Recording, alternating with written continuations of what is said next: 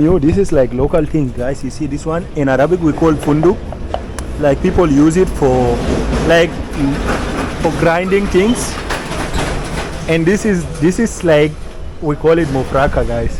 This is so famous, guys. We call it mufraka.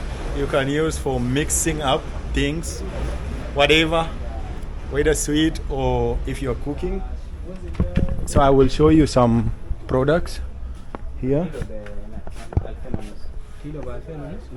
Yeah.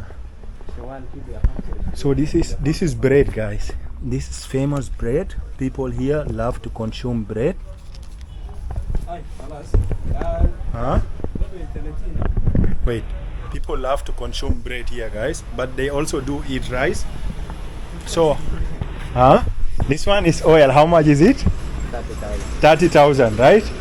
This is 30,000. This is sunflower oil. Yeah, sunflower oil. We need oil. Yeah, this is common everywhere.